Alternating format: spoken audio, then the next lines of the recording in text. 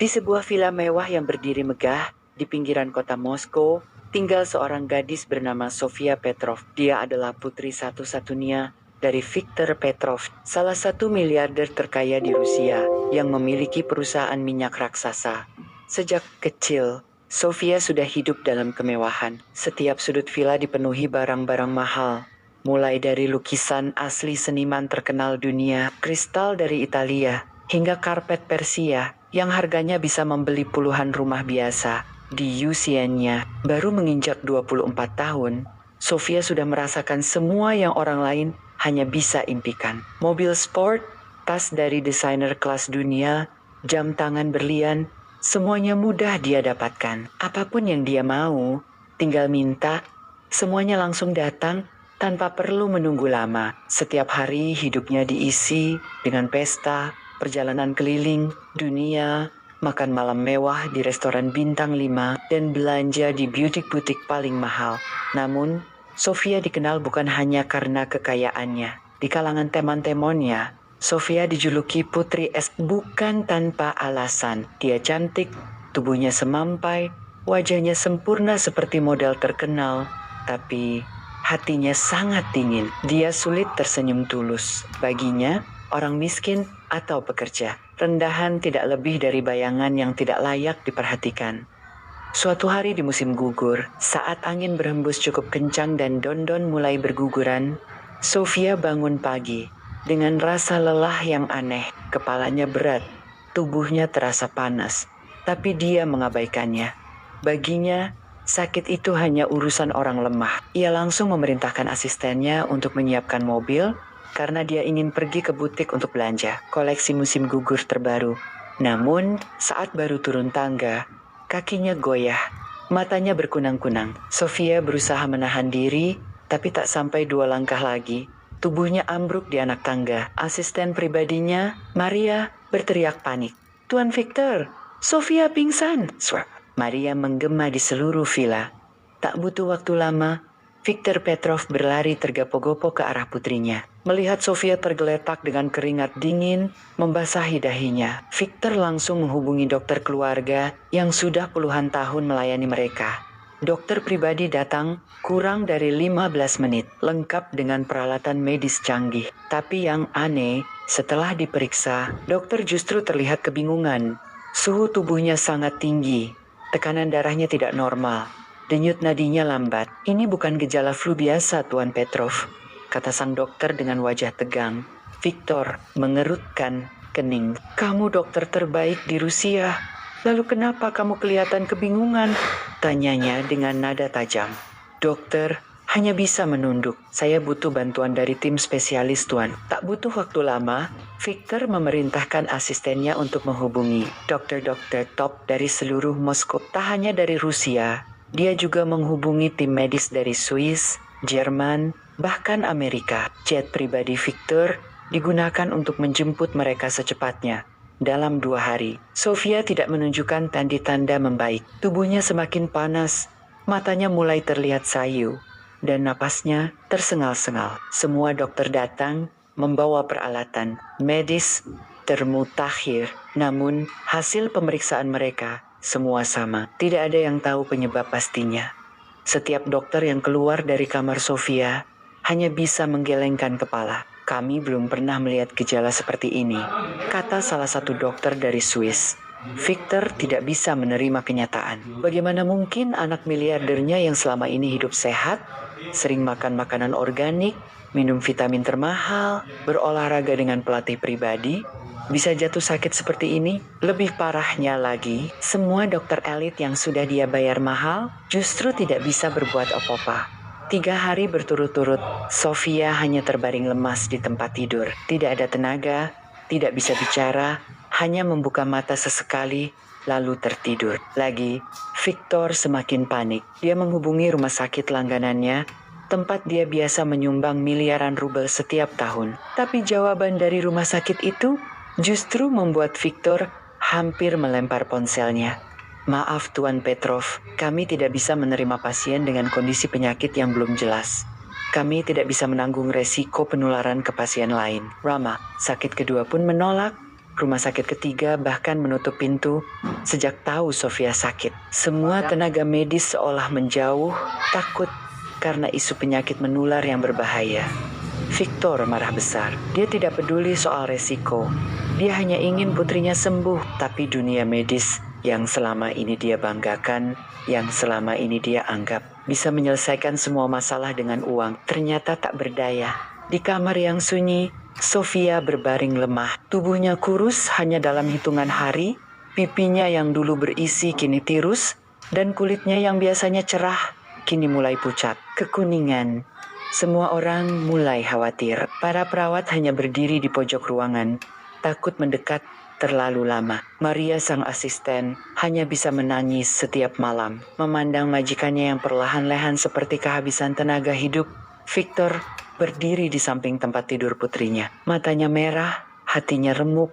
Sofia, ayah nggak akan diam. Ayah akan cari siapapun yang bisa menyelamatkanmu. Tapi siapa yang bisa menyembuhkan Sofia kalau seluruh dokter hebat dunia pun sudah menyerah? Victor Petrov berdiri diam di samping tempat tidur Sofia. Matanya masih memandang wajah putrinya yang pucat. Setiap detik terasa seperti siksaan. Jantungnya terasa sesak. Selama ini dia selalu percaya bahwa uang bisa membeli apa saja. Uang bisa membeli keamanan, kenyamanan, bahkan kesehatan. Tapi kini uangnya seolah tak berarti apa-apa. Semua pintu tertutup. Semua tenaga medis menolak. Telepon genggam Victor terus berdering. Asisten pribadinya Carol melaporkan kabar yang tak pernah dia. 5 rumah sakit besar di Moskow sudah menolak menerima Sofia. Bahkan rumah sakit yang selama ini dia bantu membangun, tempat dia menyumbang ratusan miliar rubel, juga menutup pintu rapat-rapat tuan. Mereka semua bilang penyakit ini terlalu aneh, gejala tidak jelas. Bahkan rumah sakit swasta internasional di Swiss mengembalikan uang muka yang Bapak kirim, kata Kirel dengan suara gemetar. Victor menatap tajam ke arah Kirel. Biasanya dengan sekali gertakan saja semua orang tunduk padanya. Tapi kali ini tidak. Bahkan Carol sendiri tampak takut berada terlalu lama di dalam kamar Sofia. Malam semakin larut. Angin di luar villa berembus kencang. Victor hanya duduk terpaku. Jarinya mengetuk meja perlahan. Ada rasa tak percaya yang mengendap di dadanya. Dalam sekejap, semua kebanggaannya runtuh. Dokter-dokter dengan gelar panjang yang biasa dia banggakan hanya bisa angkat tangan. Rama, sakit tempat dia selalu diperlakukan seperti raja, kini menolak masuknya anaknya sendiri. Maria duduk di lantai, tak jauh dari tempat tidur Sofia. Wajahnya sembab karena menangis seharian. Saya nggak ngerti lagi, Pak. Nona Sofia makin lemah, ucap Maria dengan suara serak. Victor menghela napas panjang. Ia menatap anaknya yang terbaring lemah. Tangan Sofia mulai dingin, tubuhnya makin kurus. Bahkan tulang pipinya mulai terlihat menonjol. Gadis yang dulu begitu kuat, yang biasa berdiri angkuh di pesta-pesta mewah, kini tampak rapuh seperti ranting kecil di musim dingin. Lalu sebuah pikiran melintas di benak Victor. Bukan karena dia percaya, tapi lebih karena keputusasaan. Obrolan singkat beberapa bulan lalu bersama sahabat bisnisnya, Boris, di ruang pertemuan perusahaan. Waktu itu, Boris dengan santai menceritakan soal seekor anjing peliharaannya yang nyaris mati karena penyakit misterius. Sudah dibawa ke dokter hewan paling mahal, namun tidak membaik. Sampai akhirnya seorang pekerja kebun bernama Arman yang bisa menyelamatkan anjing itu dengan ramuan tradisional. Victor bahkan sempat menertawakan cerita itu. Baginya waktu itu, hal seperti itu omong kosong belaka. Namun sekarang, saat Sofia makin lemah dan semua dokter angkat tangan, Victor merasa tidak punya pilihan lagi. Dengan cepat, Victor memanggil Kirel. Cari tahu siapa nama pekerja dari Indonesia itu. Aku ingin dia datang ke sini malam ini juga. Kirel sempat bingung. Tuan, Anda serius ingin memanggil orang biasa dari kebun untuk mengobati Nona Sofia? Victor menatap tajam. Kamu pikir aku peduli dia siapa? Kalau dia bisa menyelamatkan Sofia. Bahkan jika dia cuma tukang sapu jalanan pun aku tidak peduli. Kirel langsung mengangguk dan berlari keluar ruangan. Dia menghubungi Boris lalu mencari kontak kepala villa tempat Arman bekerja. Tak butuh waktu lama, mereka berhasil menghubungi Arman. Sementara itu, di sebuah villa sederhana di pinggiran Moskow, Arman baru saja selesai makan malam. Ia hanya pekerja kebun biasa, seorang TKI dari Indonesia yang sudah bekerja selama 3 tahun di Rusia. Hidupnya sangat jauh dari kemewahan. Setiap hari ia merawat tanaman, memotong rumput, membersihkan halaman villa. Namun, Arman menyimpan sesuatu yang tidak diketahui banyak orang. Sejak kecil, Arman sering belajar dari kakeknya tentang pengobatan tradisional, ramuan dari daun-daunan, akar-akaran, serta teknik pemijatan yang diwariskan turun-temurun dari desa tempat ia berasal di Jawa Tengah. Ketika ponselnya berdering dan kepala villa mengatakan ada permintaan mendesak dari Viktor Petrov, Arman sempat kaget. Dia tak mengerti kenapa seorang miliarder sekelas Viktor Petrov bisa mencari dirinya. Setelah mendengar penjelasan tentang kondisi Sofia, Arman hanya terdiam sejenak. Ada rasa takut, ada rasa tak percaya diri. Tapi dia juga tidak tega membayangkan seorang anak yang terbaring lemah tanpa pertolongan. "Baik, Pak, saya akan datang," jawab Arman tenang. Arman tidak membawa tas mahal, tidak membawa alat medis canggih. Ia hanya membawa tas kecil usang berisi beberapa botol minyak, ramuan dari rempah-rempah yang ia buat sendiri, dan satu kotak kecil berisi daun kering yang menurut ajaran kakeknya dapat membantu memperbaiki sirkulasi darah. Malam itu, di tengah dinginnya udara Moskow, sebuah mobil hitam mewah datang menjemput Arman. Supir pribadi Viktor menjemputnya, membawanya menuju villa megah keluarga Petrov. Perjalanan menuju villa terasa seperti mimpi bagi Arman. Jalanan Moskow yang biasanya penuh salju kini tampak gelap, hanya lampu-lampu jalan yang menyala redup. Arman menatap keluar jendela mobil sambil mengelus tas kecilnya. Dia sadar, dia bukan siapa-siapa di dunia ini. Namun, entah kenapa, Tuhan mengantarkannya menuju villa keluarga paling berpengaruh di Rusia, di Villa Petrov. Viktor menunggu dengan gelisah. Para dokter sudah pulang, para perawat mulai menjaga jarak, dan Maria hanya bisa menangis sambil berdoa. Semua sudah hampir menyerah, kecuali seorang pria sederhana dari negeri jauh yang tengah dalam perjalanan membawa harapan terakhir bagi keluarga Petrov. Mobil hitam itu berhenti tepat di depan gerbang besi besar Villa Petrov. Petugas keamanan yang biasanya galak dan kaku malam itu menyambut Arman dengan wajah gugup. Mereka segera membuka gerbang lebar-lebar. Sopir pribadi Viktor langsung turun dan membukakan pintu untuk Arman. Ini adalah pertama kalinya dalam hidupnya Arman diperlakukan begitu hormat oleh orang-orang Rusia yang biasanya menganggapnya hanya sebagai pekerja kebun biasa. Dengan langkah tenang, Arman membawa tas kecilnya masuk ke dalam villa megah yang selama ini hanya ia lihat dari kejauhan. Langkah kakinya menjejak karpet mewah yang harganya mungkin setara dengan seluruh tanah keluarganya di kampung halaman. Tapi Arman tidak gentar. Ia mengingat pesan almarhum kakeknya. Ketulusan hati akan selalu lebih bernilai dari kekayaan dunia. Di dalam ruang tamu besar villa, Viktor Petrov sudah menunggu dengan wajah lelah dan mata merah. Maria berdiri di sampingnya, masih terlihat sedih dan khawatir. Begitu melihat Arman datang, Viktor langsung berdiri. "Kamu, Arman?" tanya Viktor. Suaranya terdengar berat tapi penuh harapan. Arman membungkukkan badan dengan sopan. "Iya, Tuan. Saya Arman," jawabnya dengan suara pelan tapi yakin. Viktor mengamati pria muda itu dari kepala hingga kaki. Pakaian Arman sederhana, jaket tua, sepatu yang sedikit lusuh, dan hanya membawa tas kecil yang sudah mulai usang. Jika dalam keadaan normal, mungkin Viktor tidak akan pernah melirik orang seperti Arman. Tapi malam ini, dia rela memohon bantuan dari siapa saja, bahkan dari orang yang tidak pernah ia perhitungkan sebelumnya. "Anak saya di lantai 2. Top sudah mencoba segalanya, tapi tidak ada hasil," kata Viktor langsung to the point. "Kalau kamu punya cara lain, lakukan apapun. Aku tak peduli caranya." Arman mengangguk. "Saya akan coba, Tuan.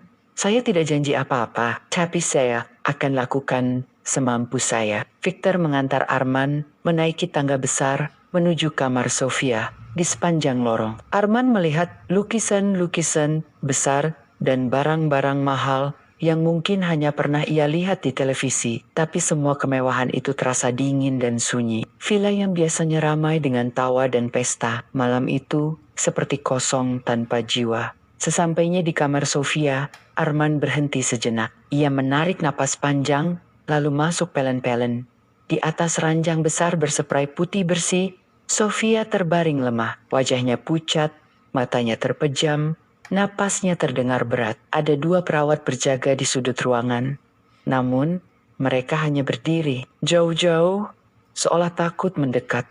Arman mendekati ranjang dengan hati-hati. Ia menatap wajah Sofia yang sayu. Dalam diam, ia membisikkan doa sederhana dalam hati. Lalu perlahan ia membuka tas kecilnya, mengeluarkan botol-botol kecil berisi minyak rempah, serbuk daun kering, dan ramuan herbal yang sudah ia persiapkan. Sejak di villa tempatnya bekerja, bagaimana kamu akan mengobatinya? Tanya Victor. Suaranya terdengar skeptis, tapi juga penuh harapan. Arman menjawab dengan sopan. Kakek saya dulu bilang, tubuh manusia punya kekuatan untuk sembuh. Asalkan aliran energi dan darahnya lancar. Saya akan bantu membuka jalurnya. Pakai ramuan alami yang biasa kami pakai di kampung. Victor hanya mengangguk pelan. Ia tidak sepenuhnya percaya, tapi apalagi pilihannya. Arman mulai bekerja dengan tenang. Pertama, ia membuka sebotol minyak hangat yang baunya khas rempah-rempah. Ia mengoleskan minyak itu di pergelangan tangan Sofia, lalu di telapak kaki, di bagian dada, dan punggung leher. Dengan gerakan pelan, Arman memijat titik-titik tertentu di tubuh Sofia.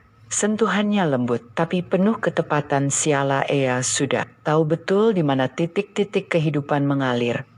Maria hanya bisa terdiam di sudut ruangan, memperhatikan Arman yang begitu fokus. Ia tidak pernah menyangka seorang pria sederhana seperti Arman bisa bekerja dengan sangat hati-hati dan penuh ketulusan. Setelah memijat hampir 1 jam, Arman mengambil semangkuk air hangat, mencampurkan serbuk daun kering, lalu mengaduknya. Perlahan, ia kemudian menuangkannya sedikit demi sedikit ke bibir Sofia yang kering. Pelan-pelan saja, Nona Sofia. Saya tahu kamu kuat, bisik Arman dengan suara lembut. Tak lama setelah seteguk ramuan masuk ke mulut Sofia, tubuh gadis itu tampak bereaksi. Jari-jarinya sedikit bergerak. Wajahnya yang tadinya pucat mulai tampak warna kemerahan kembali. Victor yang sedari tadi berdiri kaku, tiba-tiba maju setapak. Dia bergerak, suaranya sedikit gemetar. Arman tersenyum tipis. Baik Tuan, saya akan lanjutkan terapi ini setiap hari. Dengan izin Tuhan, tubuhnya akan mulai pulih. Victor tak bisa berkata apa-apa. Untuk pertama kalinya dalam beberapa hari terakhir, ia merasakan sedikit kelegaan. Di sudut kamar, Maria mulai menangis lagi. Tapi kali ini bukan tangisan sedih, melainkan tangisan harapan. Malam itu, villa keluarga Petrov tidak lagi sunyi seperti sebelumnya. Ada secercah harapan yang mulai tumbuh. Bukan dari dokter mahal, bukan dari teknologi canggih, tapi dari seorang pria sederhana yang datang membawa kebaikan tanpa pamrih dan tanpa ada yang menyadari. Malam itu menjadi awal dari perubahan besar bagi keluarga Petrov, terutama bagi Sofia. Arman kembali menatap Sofia sambil tersenyum tipis. Besok kita lanjutkan lagi ya Nona. Pelan-pelan, kamu pasti bisa sembuh. Dan Victor pun hanya bisa mengangguk, menatap Arman dengan mata yang mulai berkaca-kaca. Untuk pertama kalinya dalam hidupnya, ia percaya mungkin yang menyelamatkan anaknya bukan uang, tapi ketulusan. Keesokan paginya, Victor bangun lebih awal dari biasanya. Sejak istrinya meninggal beberapa tahun lalu, ia jarang punya semangat untuk bangun pagi. Tapi pagi ini terasa berbeda. Ada rasa penasaran dalam dirinya, sekaligus harapan yang belum pernah ia rasakan sejak Sofia jatuh sakit. Victor melangkah cepat menuju kamar putrinya. Saat ia membuka pintu, Maria sudah berada di sana, merapikan selimut Sofia yang tampak lebih segar. Wajah Sofia memang masih pucat, tapi tidak seputih malam sebelumnya. Ada sedikit warna di pipinya, bahkan bibirnya yang kemarin kering mulai tampak lebih lembab. Bagaimana keadaannya? Tanya Victor sambil menghampiri. Maria tersenyum. Semalaman tidurnya lebih tenang, Pak. Biasanya dia sering menggeliat karena sesak napas. Tapi malam ini tidak. Nafasnya lebih ringan. Victor menghela napas lega. Baru saja ia hendak mengucapkan sesuatu, pintu kamar kembali terbuka. Arman masuk dengan langkah tenang, membawa tas kecilnya seperti semalam. Selamat pagi Tuan. Selamat pagi Nona Sofia. Sapa Arman ramah sambil membungkukkan badan. Victor mengangguk sopan. Selamat pagi Arman. Terima kasih sudah datang pagi-pagi begini. Arman tersenyum tipis. Saya janji akan bantu sebisa saya, Tuan. Hari ini kita lanjutkan lagi ya. Arman membuka tasnya, mengeluarkan botol minyak dan ramuan seperti malam. Ia memulai proses pemijatan lembut pada titik-titik yang sama di pergelangan tangan, telapak kaki, dada, dan leher Sofia. Gerakannya tetap perlahan, penuh ketenangan. Maria membantu menyediakan air hangat dan handuk bersih. Sementara Victor duduk di sofa dekat tempat tidur, matanya tak lepas dari setiap gerakan Arman. Setiap sentuhan Arman tampak penuh kehati-hatian, tidak terburu-buru, seperti benar-benar memahami apa yang sedang ia lakukan. Setelah beberapa menit memijat, Arman mengambil semangkuk ramuan herbal yang ia racik khusus pagi itu. Warnanya sedikit lebih gelap dari semalam, karena ia menambahkan daun penenang dari ramuan warisan kakeknya. Perlahan-lahan, Arman meneteskan beberapa tetes ramuan ke mulut Sofia sambil mengelus punggung tangannya dengan lembut. Tak lama, Sofia menelan ramuan itu sedikit demi sedikit dan napasnya terdengar lebih stabil. Tiba-tiba, jari Sofia bergerak lagi. Kali ini lebih jelas, jari telunjuknya sedikit menggenggam. Matanya yang semula tertutup perlahan tampak bergorak-gerak di balik kelopak. Lihat tangannya, Maria berseru, hampir tidak percaya dengan yang ia lihat. Victor segera berdiri, mendekat ke ranjang, matanya membulat lebar. Sofia, sayang, kamu bisa dengar suara papa? Tak ada jawaban. Tapi jemari Sofia menggenggam lebih kuat. Beberapa saat kemudian, pelan-pelan matanya terbuka setipis garis. Pandangan Sofia masih kosong. Tapi itu cukup membuat Victor merasa dadanya hampir meledak karena lega. Arman menghela napas lega. Perlahan tapi pasti, Tuan. Tubuhnya mulai merespons. Victor mengusap wajahnya sendiri, hampir tidak percaya. Setelah berhari-hari hanya melihat anaknya seperti boneka tanpa nyawa, hari ini putrinya menunjukkan tanda-tanda bangun. Hari itu, Arman melanjutkan perawatannya 2 kali. Setiap sesi selalu diawali dengan pijatan ringan di titik-titik vital, lalu dilanjutkan dengan ramuan herbal yang membantu memperlancar aliran darah Sofia. Arman bahkan mengajarkan Maria cara sederhana mengurut bagian kaki Sofia agar tidak kaku. Saat malam tiba, Victor duduk di ruang kerja sambil menatap ponselnya. Puluhan pesan dari para rekan bisnis masuk. Ada yang bertanya kabar, ada juga yang menyodorkan paket pengobatan alternatif dari luar negeri dengan harga fantastis. Tapi malam itu, Victor memilih mengabaikannya. Ia justru membuka pesan dari Boris. Bagaimana perkembangan Sofia? Kamu panggil Arman ke villa. Victor membalas singkat. Hari ini, Sofia bisa buka mata. Untuk pertama kalinya setelah 2 bulan koma, Boris membalas lagi dengan emoji terkejut. Victor meletakkan ponsel, menatap langit-langit ruangannya. Pikirannya menerawang. Ia tidak pernah membayangkan hidupnya akan berbalik seperti ini, bahwa seseorang yang selama ini tidak pernah ia perhitungkan, seorang TKI sederhana, justru menjadi cahaya di saat gelap. Hari-hari berikutnya, Arman terus datang 2 kali sehari, pagi dan malam. Setiap kali ia datang, kondisi Sofia semakin membaik. Warna wajahnya kembali perlahan. Matanya semakin sering terbuka. Bahkan ia mulai bisa menggerakkan kepala sedikit ke kiri dan kanan. Maria semakin ceria. Senyum tak pernah lepas dari wajahnya. Pak, saya rasa Tuhan mendengar doa kita, ucapnya. Suatu pagi saat Arman selesai melakukan terapi, Victor mengangguk. Untuk pertama kalinya dalam hidupnya, ia mengiyakan tanpa banyak komentar. Iya, mungkin Tuhan kirim Arman ke sini. Arman hanya tersenyum kecil, lalu merapikan tasnya seperti biasa. Namun Victor belum tahu, cerita mereka baru saja dimulai. Di balik kesembuhan Sofia, ada pelajaran besar tentang kehidupan, tentang keikhlasan, dan tentang rasa kemanusiaan yang lebih berharga daripada tumpukan kekayaan. Hari itu, Victor menatap Arman yang berjalan pelan keluar kamar. Pikirannya dipenuhi rasa penasaran. Siapa sebenarnya pria sederhana ini? Dan malam pun kembali turun, tapi hati Victor terasa lebih ringan. Karena untuk pertama kalinya setelah berbulan-bulan, ia bisa tersenyum lagi. Keesokan paginya, Victor bangun lebih awal. Suasana villa terasa lebih hangat dari biasanya. Tidak lagi dipenuhi kesunyian mencekam, melainkan semacam harapan yang perlahan-lahan mulai tumbuh. Ia segera menuju kamar Sofia tanpa menunda waktu. Maria sudah berdiri di sana, tersenyum lebar saat melihat majikannya datang.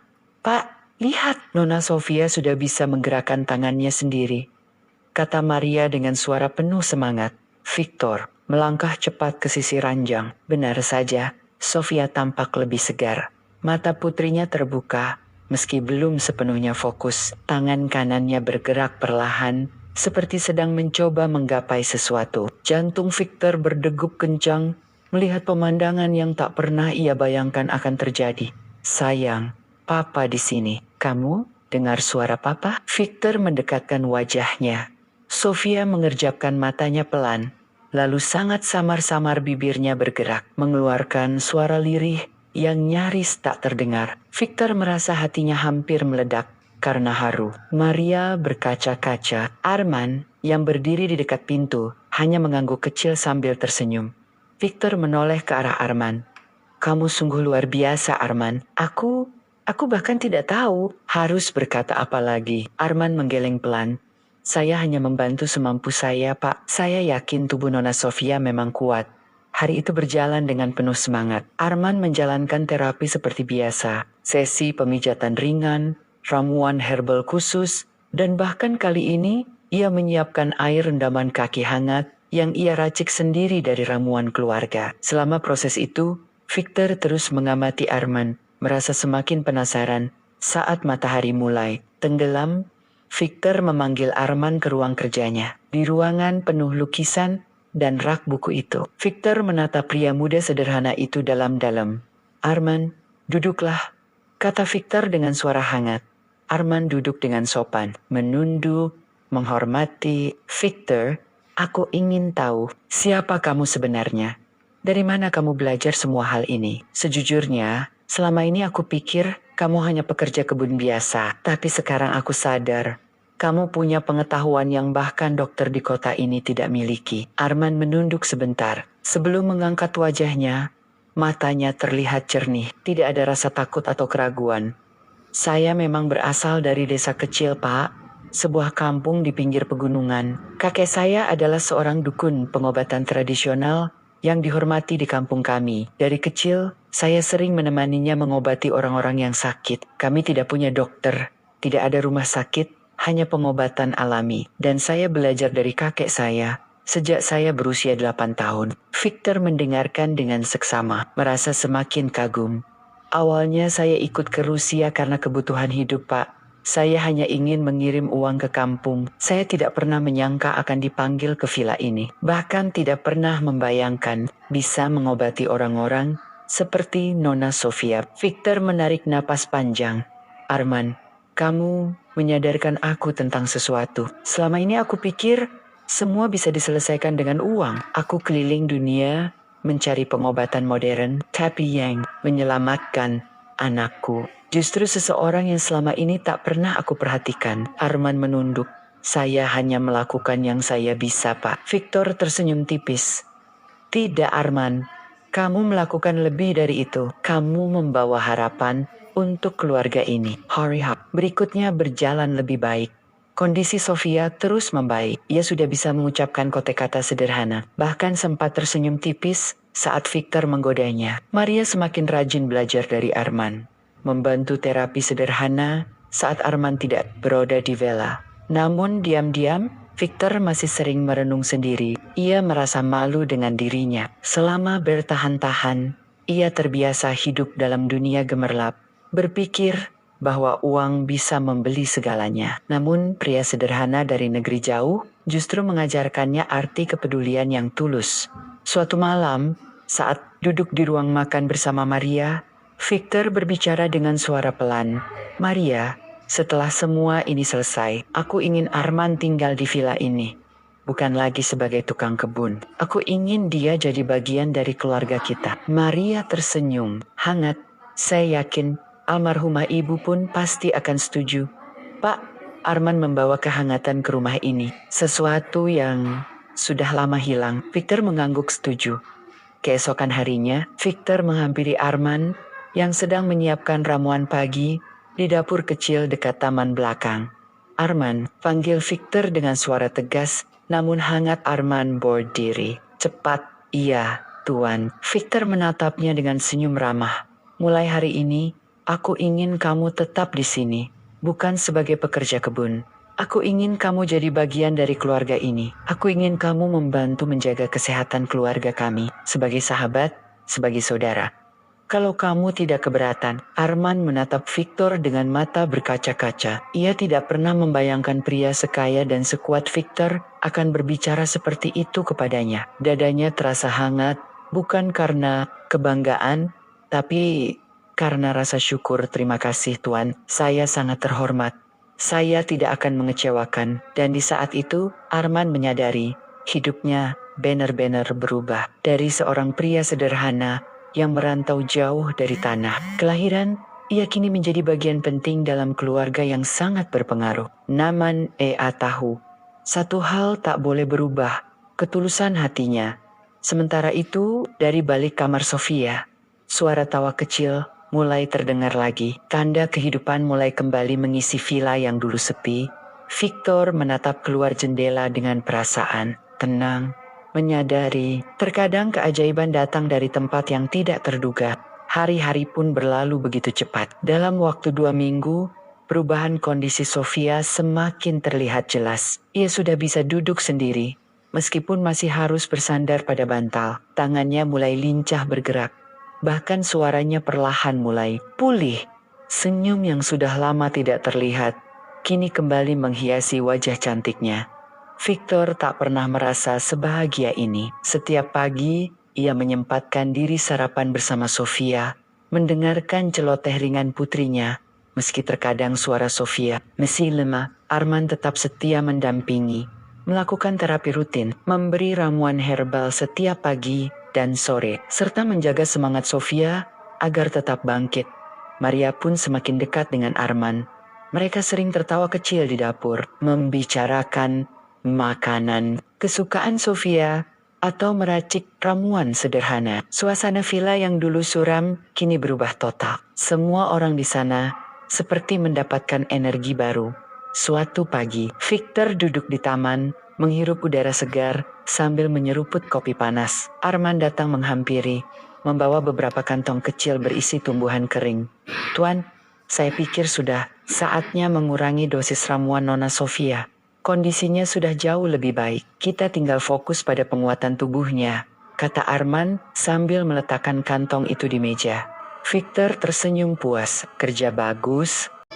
Arman, aku tidak tahu bagaimana aku bisa membalas semua yang telah kamu lakukan. Arman hanya menggeleng. Pelan, saya tidak mengharap balasan apa-apa, Pak. Pak, bagi saya, melihat Nona Sofia sehat sudah cukup. Victor menatap Arman lekat-lekat. Hatinya terasa hangat. Di dunia yang selama ini penuh dengan kepalsuan, ia menemukan seseorang dengan ketulusan yang tulus tanpa syarat.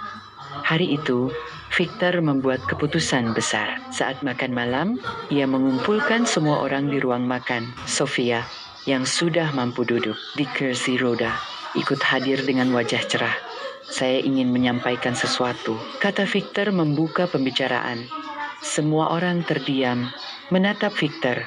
Arman, kamu sudah menyelamatkan hidup anakku. Kamu bukan hanya pekerja di villa ini. Kamu adalah bagian dari keluarga kami sekarang. Arman tersentak kaget. Wajahnya memerah, tidak percaya dengan apa yang baru saja didengarnya.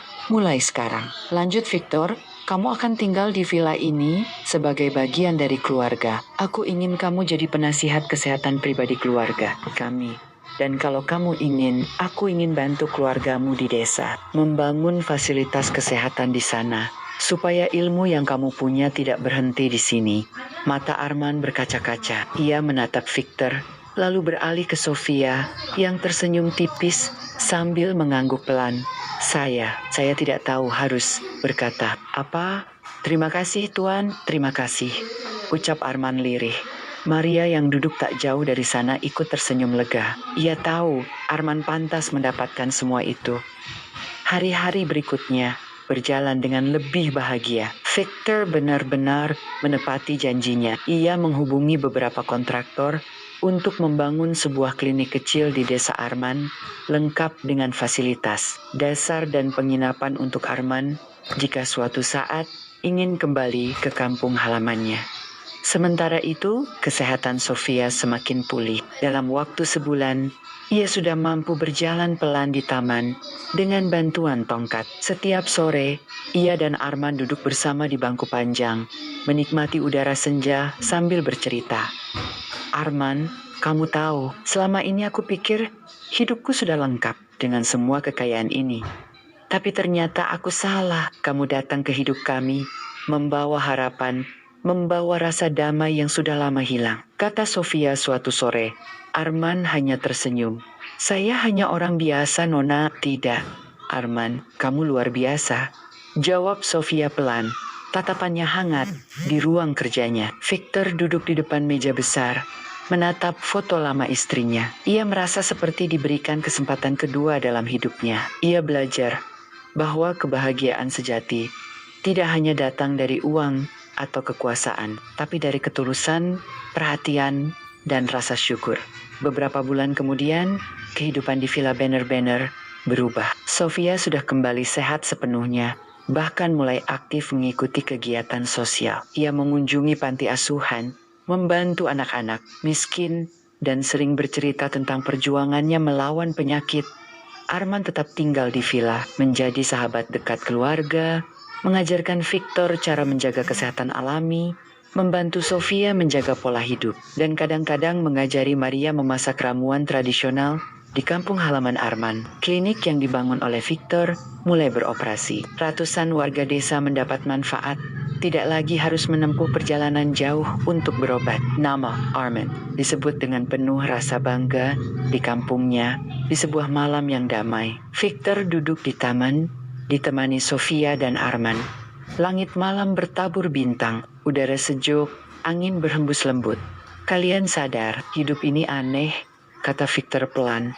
Aku yang punya segalanya malah tidak bisa menyelamatkan anakku, tapi seseorang yang aku pikir hanya pekerja kebun justru mengubah segalanya. Arman hanya tertawa kecil. Mungkin memang seperti itu hidup ini, Pak. Yang menyembuhkan bukan hanya tangan manusia, tapi ketulusan hati. Victor mengangguk dalam diam. Ia menatap Sofia, menatap Arman, dan menyadari satu hal.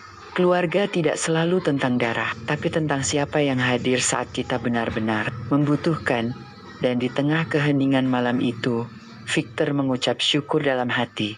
Akhirnya, rumahnya tak lagi kosong. Villa itu kini penuh dengan tawa, harapan, dan kasih sayang. Dan hidup mereka pun benar-benar berubah untuk selamanya. Terima kasih saudara telah menyaksikan video sampai akhir. Mudah-mudahan bermanfaat. Dan sampai bertemu di video berikutnya.